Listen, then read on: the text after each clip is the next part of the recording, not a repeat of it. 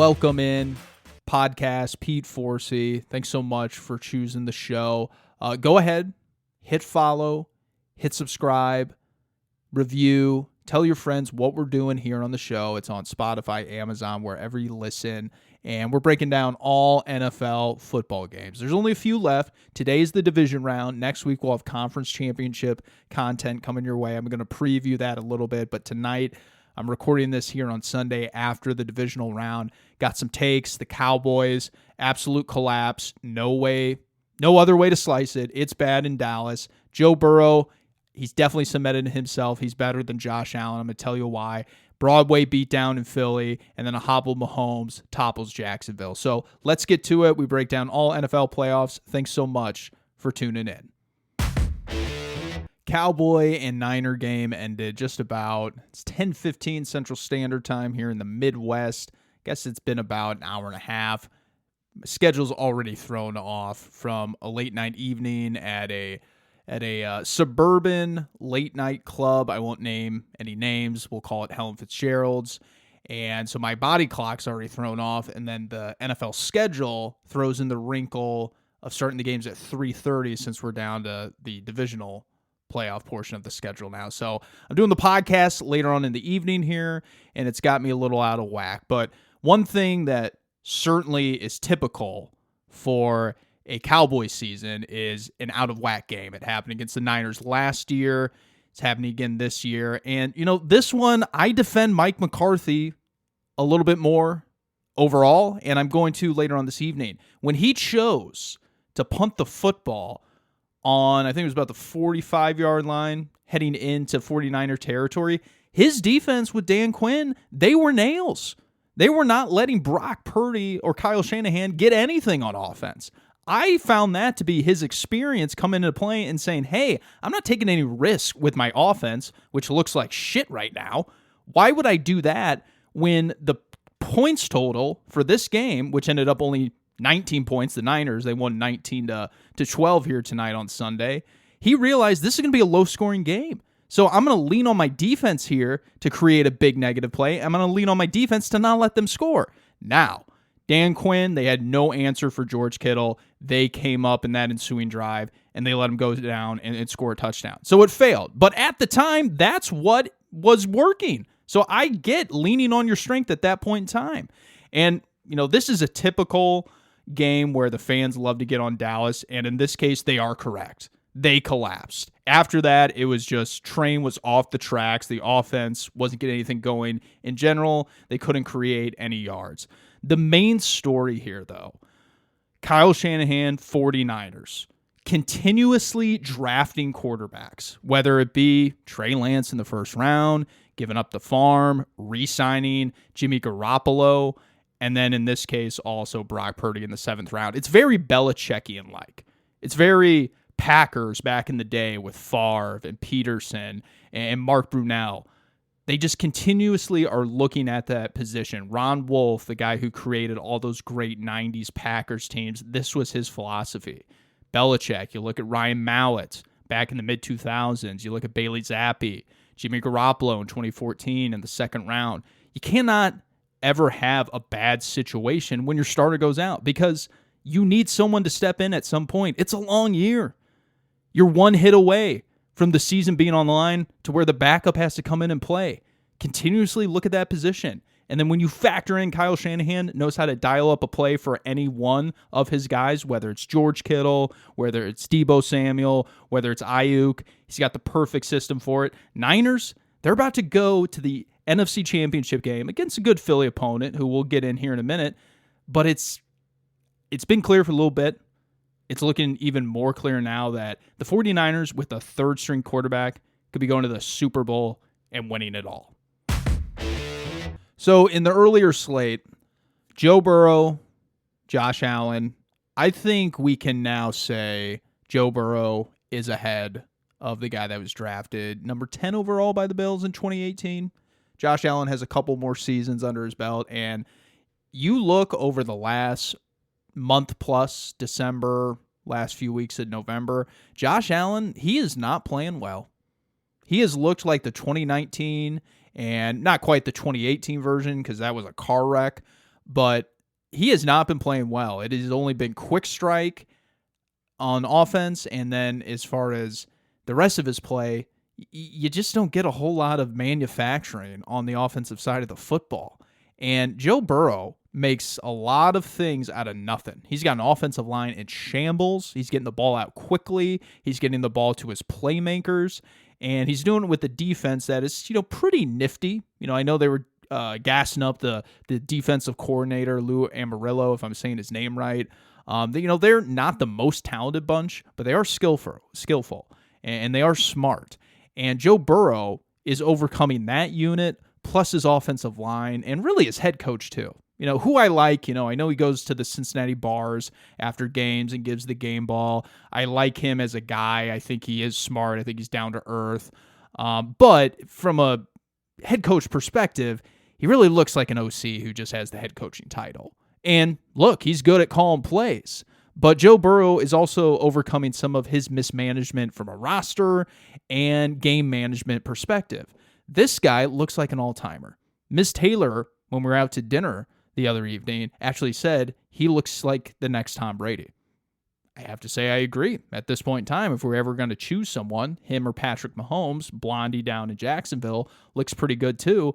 This was a defining moment. Joe Burrow, greater than Josh Allen.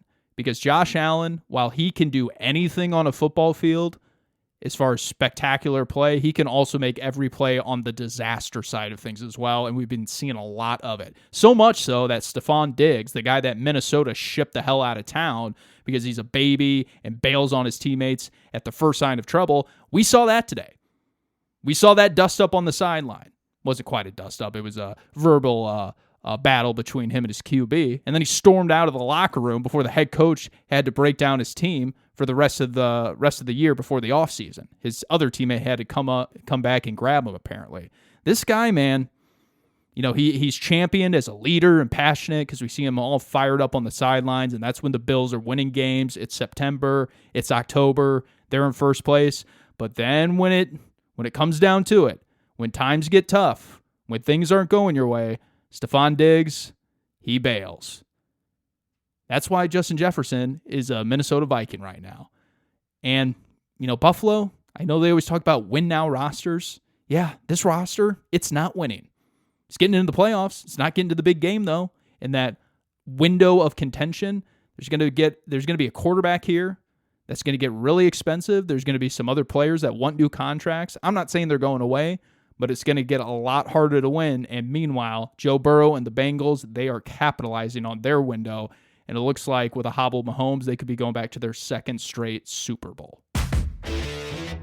What an absolute ass-kicking by the Philadelphia Eagles. I was dead wrong on this game. I thought the New York Giants, coming off a big win against Minnesota, pounding the rock with Saquon Barkley, Daniel Jones, getting passes out quick, firing them right in the breastplate of the wide receiver, completing passes, playing clean, efficient football. I thought they would carry that over to an Eagles defense that overall hadn't been great at stopping the run. I thought they could get a lead, stick with it. I thought Jalen Hurts was a little more banged up than he was. Boy, was I wrong on that one. 38-7, and the Eagles, they're firing on all cylinders right now. You got a great general manager, Howie Roseman, who's built a roster that fits his head coach, and the head coach is better than I thought. When I saw that press conference, I just go, oh boy.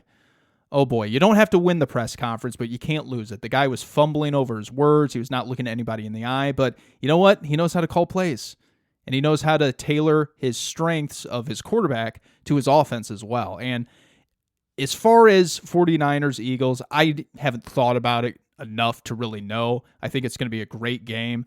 I do know that with it being in Philadelphia, it's going to be it's a huge advantage with the Eagles than it would be if it were in Santa Clara for the 49ers. So I tend to think that the Eagles really could advance to the Super Bowl, but with Kyle Shanahan, his second half adjustments, especially what he did against the Cowboys, I'm not quite ready to go that far yet. But the bigger thing that I took away from this game is that the New York Giants, they definitely got a head coach. They got outplayed. They got outcoached yesterday, but they have their head coach, and they had a great season from where they started. And Daniel Jones, I know he was asked after the game. Some people were saying it was a cryptic response. I didn't really think so. I thought he was just kind of deflecting the question and saying, it's right after the game. I don't want to talk about this. I think that they do have interest in bringing him back, and I think he has interest in coming back because, really, what is Daniel Jones going to fetch on the open market? A backup job? The only job that he's actually going to start at is going to be for the New York Giants. And I would like Daniel Jones for the Giants at $15 million a year, maybe $17 million a year. But once we get into the 20s, it's, sorry, Daniel. Yeah, the top tier guys, they get paid 40, 45. You are literally half the player that they are. And so we're going to go to the 15, 17 million because you're not going to get a starting job elsewhere. So then it's even lesser than 20 million a year. So you better take this if you actually want to play football. Now, if you want a fresh start, if you want to be a backup, learn from another franchise, you're sick of the turnover because this is your third coach now in Brian Daboll, maybe you want a little more consistency, that's fine. But if you actually want to see the field and continue with this unit, which you know, the familiarity betters the chances of actually having success, be a New York Giant for $15 million. And then the Giants have the cap space to go out and get all these other players. Get a tight end. Get another offensive lineman. Get another hulking defensive lineman to go on, or to go with Kayvon Thibodeau, who probably, early bets, this is what I would say, the way he finished the year, Kayvon Thibodeau, Defensive Player of the Year. I know Micah Parsons, I was watching him this evening. He looks like Clay Matthews back in his prime, can rush the passer, can drop into coverage. I know he's a great down lineman in the NFC East, but Kayvon Thibodeau, man, he was great at the end of the year. If you get another D lineman in free agency with him, New York Giants, they could be a tough out. They could be a tough out along with the rest of their division, and I definitely think you got to entertain bringing back Daniel Jones, but it's a pretty big hard line in the sand here. 15, 17 million a year. Otherwise, bye-bye. So when Patrick Mahomes suffered the ankle injury, the game was pretty well in control of Kansas City. I know the score was still close, but the game was in control and in command of the Chiefs. So, Chad Henne coming in and leading a scoring drive, 99 yards, while, a good job by him, I'm not terribly impressed. Chad Henne has been in the league for over 7 years, and much like Blaine Gabbert and Chase Daniel, they have jobs for a reason. They're reliable. Head coaches know how they prepare. Head coaches know that they know NFL offenses. It's as if the broadcast, if you were listening to NBC, as if a high school junior varsity quarterback was playing.